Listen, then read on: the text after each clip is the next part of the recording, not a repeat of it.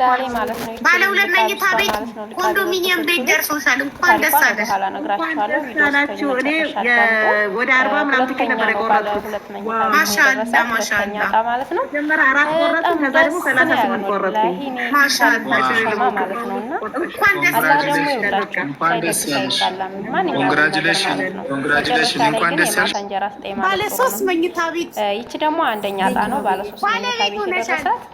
ደስ ብሏት በጣም እየተፈለቀኝ ነው ማለት ነው። ኮንግራቹሌሽን በጣም አረኔ ሀቡዬ የተንቀጠቀጥኩ ነው መምጣት አልቻልኩም ነው ያለችው። ስልክ ደወለላት ሰውነት የተንቀጠቀጠ ነው ያለችው ስልኩን ይዘው ማለት ነው። እና እንኳን ደስ ያለሽ ደስ እንዳለን ማለት ነው። የደረሳቸው ደግሞ ጨርሶ ለመዳም ቅመሞች ያያቸው እስከ መጨረሻው ቪዲዮ አይደለም ነግራችኋለሁ።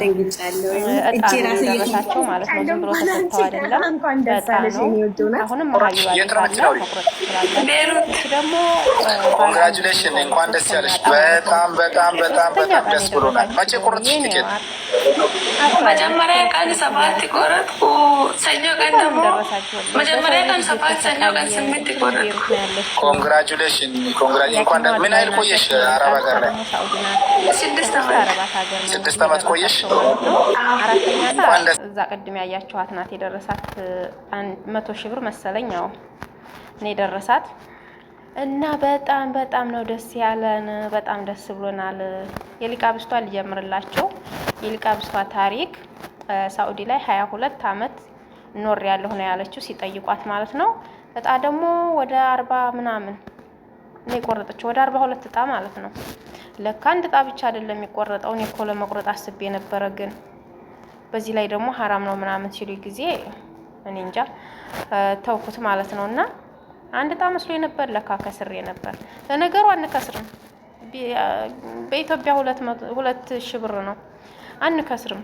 ያም ደግሞ ለስራ ላጡ ወንድም እህቶቻችን ነው የሚሰጠው ማለት ነው። የከሰራችሁ እንዳትናደዱ፣ የሳይዝ እጣ ሳይወጣላችሁና ባለ ሊቃቢስቷ ባለ 2 መኝታ ቤት የደረሳት ልጅ 22 ዓመት አረብ ሀገር ነው ህይወቷን ቅልጥ አርጋ የኖረችው ማለት ነውና ምንም ነገር የለኝም ማለች። ቤት የሚባል ምን የሚባል 22 ዓመት እንግዲህ ተመልከቱ።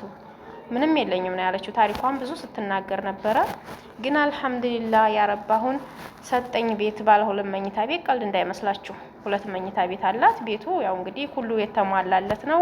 ጽድት ያለ ነው። የብሎኬት ቤት ነው፣ የእንጨት ቤት አይደለም። በቃ ሁሉ ነገር ሽንት ቤቱ ኩሽናው፣ ኪችኑ ሁሉ ነገር የተሟላለት ማለት ነው ቤት የሚደርሳቸው። እሺ እና አንደኛ ጣዋ ደግሞ ባለ አንደኛው አጣ ደግሞ ስንት ጣ ነው ቆረጥ ያለችው? እሷም እንደዚሁ ብዙ ነው የቆረጠችው።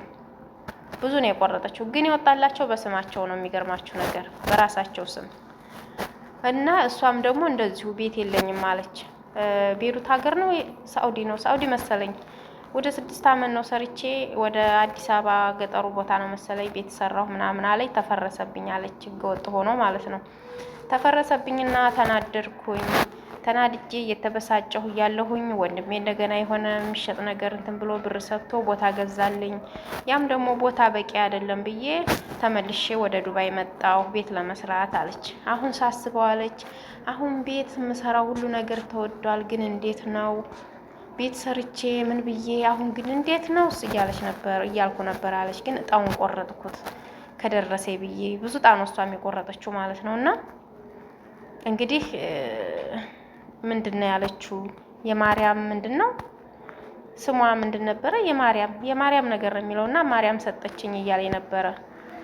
እና እንግዲህ ተመልከቱ የኋላ እንጀራ ስጠኝ ማለት እንደዚህ ነው። ያልታሰበውን ርዝቅ ስጠኝ ማለት ይሄ ነው። እንግዲህ አያችሁ ያልታሰበውን ርዝቅ በጣ ወጣላት። ያጣ እንግዲህ ደረሳት ማለት ነው። ባለ 3 መኝታ ቤት የመጀመሪያዋ ባለ ጣናት ይሄ ታሪክ 3 መኝታ ቤት ደረሳት ማለት ነው። አያምርም? ደስ አይልም? 3 መኝታ ቤት እንግዲህ ከነ ልጆቿ ማለት ነው። ለልጆቿ ለሷ ሌላው ደግሞ ያው ለልጆቿ በቃ ሙሉ ቤት ማለት ነው። ራሱን የቻለ ቤት ደረሳ ማለት ነው። አልহামዱሊላህ የእናንተ ደስታችን ነው። ወላሂ በጣም ነው ደስ ያለን። በቃ ተደስተው ማየት እንደዚህ ባለ 3ኛው አጣ ደግሞ 1 መኝታ ቤት ነው የደረሳት። እሷ ደግሞ ቤሩት ናት ያለችው። ስንት ዓመት ስትባል 6 ዓመት ነው ሆኖኛል እያለች ነው። ቤት አለሽ ወይ ምናምን ሲሏት እሷም ቤት የለኝም ነው መሰል ያለችው። እሷን እርግጠኛ አይደለሁም። እስከ መጨረሻው አሰማሁ ነበር ማለት ነውና በጣም ነው ደስ የሚለው። ለማንኛውም ለሁላችንም የማታ እንጀራ ይስጠን። እንደው ያላሰብነውን ርዝቅ ይስጠን ደግሞ ማለት ነው። የሰው ሀቅ ሳይሆን አላሁ ተዓላ መቼም አይቸግረውም። ጠግበው ማለት ነው ገንዘብ ኖሯቸው ስጦታ የሚሰጡ ሰዎች ይስጡን ቤት ለሌለን እና ሀቢባም ደግሞ ለሚገባው ይሄ ዕጣ ለሚገባው ሰው ይውጣ ነበር ያልኩት አለችና እና ለሚገባው ሰው ደረሰው ብላና ሀቢባ ራሱ በጣም ተደሰቱላችኋለሁ። ዕጣው ደግሞ ምን መሰላችሁ? ዕጣ ነው፣ ሎተሪ ማለት ነው። አሁንም እና ሀቢባ ቤት መመዝገብ የምትፈልጉ እየሄዳችሁ ተመዝገቡ፣ ፍላጎት ያላችሁ ማለት ነው። ሄዳችሁ እድላችሁ ሞክሩ። እኔም እሞክራለሁ ብያለሁኝ። እኔ በ3 በ4 ሳይሆን በልጄና በእኔ ሞክራለሁ። በቃ 2 ዕጣ ፈልጋለሁ። እሱ የሚወጣው በአንዱ ነው። 10ም 30ም ቆረጥን። እንግዲህ እቺ ልጅ 42 ዕጣ ቆርጣ ነው ሁለተኛዋ ዕጣ ማለት ነው። ያችኛዋም ወደ 30 ምናምን ዕጣ ነው የቆረጠችው፣ 3 አንደኛ ደረጃዋ። ሶስተኛዋም እንደዚሁ ብዙ ዕጣ ነው የቆረጠችው። አንዴ 8 አንዴ 7 15 ስንት ነው? 8 እና 7 15 መሰለኝ እንደዚህ ነውና እየሄዳችሁ እድላችሁ ሞክሩ። እኔም እሞክራለሁ ማለት ነው። 3ኛ ዙር እየተጀመረ ነው። ባለፈው 1ኛ ዙርም እንደዚሁ ለመዳም ቅመሞች ነው የደረሰው። አሁንም ደስ ይላል። ወላሂ በጣም ነው የተደሰትኩት ማለት ነው። ለቸገረው በቃ ይድረሳቸው። ለሀብታም ሳይሆን ለቸገረው ይድረሳቸው ማለት ነው። እና እድላችንን እንሞክራለን።